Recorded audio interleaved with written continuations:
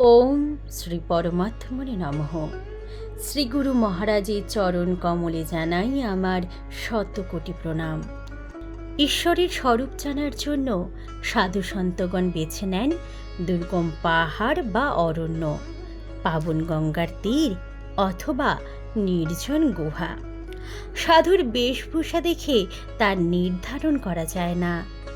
ধ্যানের গভীরে ডুব দিয়ে খুঁজিয়ে আনেন আসল রত্ন, অথচ যাবেন অতি সাধারণ গুপ্তভাবে। এমন থাকেন কিছুই বোঝা যায় না। ঈশ্বর অমর, অক্ষয়, শাশ্বত, সবার হৃদয়ের মধ্যে। তাকে বাইরে খোঁজা বৃথা। শুরু করছি পরমহংস জ্ঞানানন্দ মহারাজ রচিত গিরি নির্ঝর কাব্যগ্রন্থের অন্তর্গত প্রথম খণ্ডের দীর্ঘই বিভাগের 15তম কবিতা, ঈশ্বর তোমার স্বরূপ জানার জন্য। ঈশ্বর তোমার স্বরূপ জানার জন্য গবেষণাগার সাধু বেছে নেন পাহাড় অথবা অরণ্য, কিংবা কোনো এক স্রোতস্বিনী পাবন গঙ্গা জল, অথবা কোনো এক পাহাড়ের গুহা, পরিবেশ নির্মল।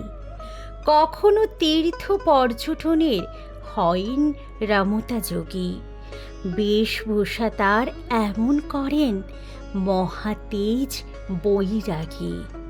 আপন হৃদয়ে তত্ত্ব রূপে বুঝে নেন সেই কথা, ধ্যানের গভীরে খোঁজে ডুব দিয়ে সে রত্ন আছে কোথা। তিন কালে যার সত্তা অবার্ধিত, তিনি তো হয়েন সত্য। সব কার্যাবলী যার নিয়ন্ত্রণে, অথচ থাকেন গুপ্ত। আবরণ এক এমন ঢাকা থাকে, কিছুতে যায় না বোঝা। প্রাণ প্রতিষ্ঠা স্থাপনা করিয়া বুঝেন বৃথা এ খোঁজা। সবার হৃদয়ে বৈঠক তাঁর, ঈশ্বর অবিনাশী। ঘর বার সব দূরে পরিহরি, লোকে হন সন্ন্যাসী। হরি ওম তৎসৎ।